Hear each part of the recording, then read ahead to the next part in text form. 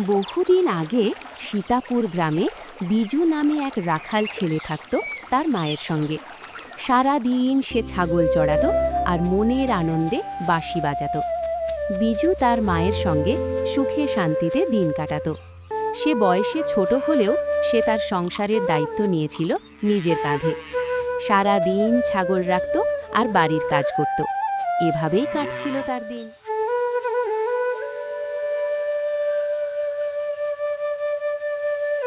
জানো মা, এই বর্ষার জলে কত নতুন ঘাস হয়েছে। ছাগলগুলো কি মজা করে খাচ্ছে। হয়েছে হয়েছে, এবার ওদের কথা বাদ দে। ওদেরকে এখন ওদের ঘরে রেখে আয়।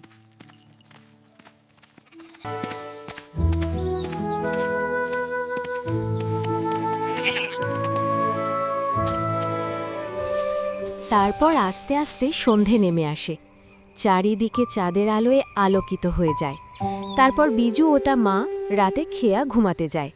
বিজু খুব শান্তিতে ঘুমাচ্ছিল। আসলে বিজু জানতো না ওই রাতে এমন একটা ঘটনা ঘটতেছে যার কারণে তার জীবনটা একদম বদলে যাবে।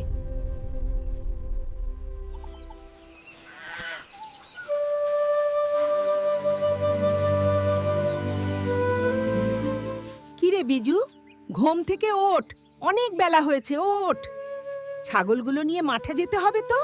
কি গো বিজুর মা, ভালো তো আছো দেখছি। আমার টাকা দিতে হবে, মনে আছে তো? মোড়লজি, আমার অবস্থা তো দেখছেন। আমি এখন কিভাবে আপনার টাকা মোড়লজি, আমার ছেলেটা একটু বড় হোক, কাজ করা শুরু করুক, তখন আপনার টাকা দিয়ে দিব। আমি এত দেরি করতে পারবো না। 1 সপ্তাহ সময় দিলাম, তার মধ্যে টাকা ফেরত দাও, তা না হলে বাড়ি ভিটা ছেড়ে দাও।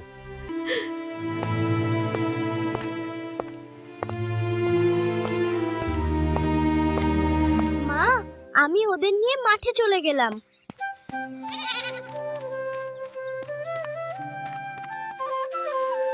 কি রে বিজু, ছাগল নিয়ে মাঠে চললি নাকি?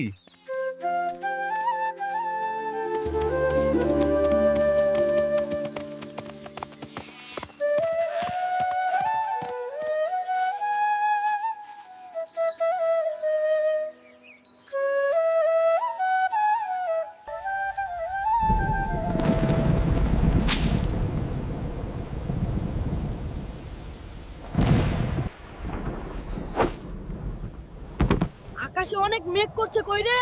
তোরা তাড়াতাড়ি আয়, বাড়িতে যেতে হবে। এ কি, লালু কোথায়? লালু আবার কোথায় গেল? তেরা এখানে থাক, আমি লালুকে নিয়ে আসছি। লালু, এই লালু, কই রে তুই? লালু, কোথায় গেলি রে? তাড়াতাড়ি আয়। কোথায় ছিলি তুই? কতক্ষণ ধরে খুঁজতেছি তোকে। এটা কি জিনিস?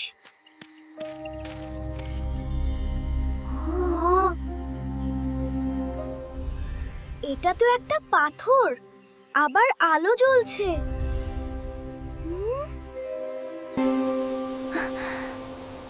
ভয় পেও না বিজু, আমি কোনো সাধারণ পাথর নই। আমি হলাম জাদুর পাথর। সবাই আমাকে পায় না। তোমার ভাগ্য অনেক ভালো, তাই আমাকে পেয়েছো। তুমি কথা বলতে পারো। তুমি কথা বলো কিভাবে? হ্যাঁ, বলতে পারি। বলো, আমার কাছে কি চাও? টাকা, ভালো ঘর, নাকি সোনা? বলো, কি চাও? আমি কিছু চাই না, আমার কিছুই লাগবে না।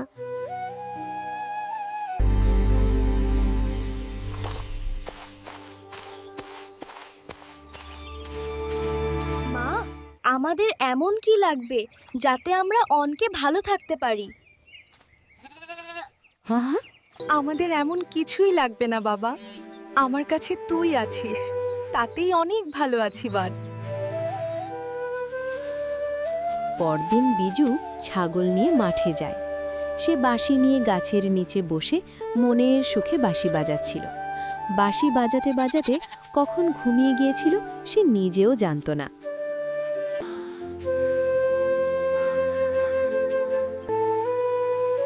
বিজু, এ বিজু, তুমি তো ঘুমাচ্ছ। আমাকে বের কর বিজু।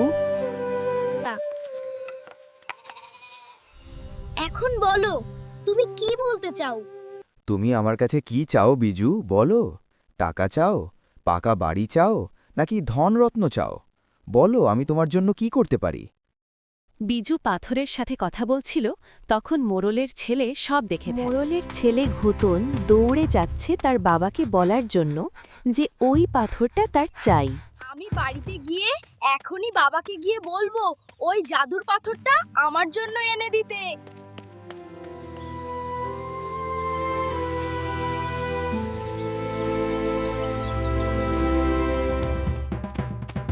বাবা বাবা কোথায় বাবা? বিজু একটা জাদুর পাথর পেয়েছে, পাথরটাকে যা বলবে তাই এনে দেবে। জাদুর পাথর? আবার যা বলবে তাই এনে দিবে? হ্যাঁ বাবা। বাবা ওই পাথরটা আমার আচ্ছা চাই। চল খোকা, দেখি আগে জিনিসটা।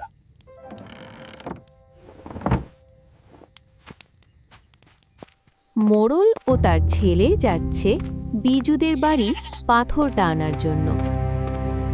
বিজুর মা, ও বিজুর মা, কোথায় তুমি? বাইরে এসো জলদি। ফটিসাবা চল জাগে। মোড়লজি, আপনি এই সময় আমার বাড়িতে কেন আসছি বুঝতে পারছো না তুমি? তাড়াতাড়ি পাথরটা বের করো। কিসের পাথর দিব? আমি তো কিছু বুঝতে পারছি না। যে জাদুর পাথর দিয়ে তুমি গ্রামের মানুষের ক্ষতি করছো, সেই পাথর। এই নিন মোড়লজি পাথরটা।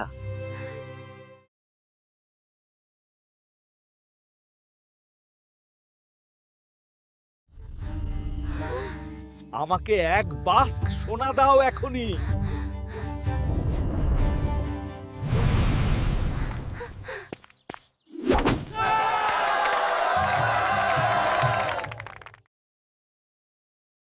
মোড়ল সেই পাথর আর সোনা নিয়ে চলে যায় সেখান থেকে।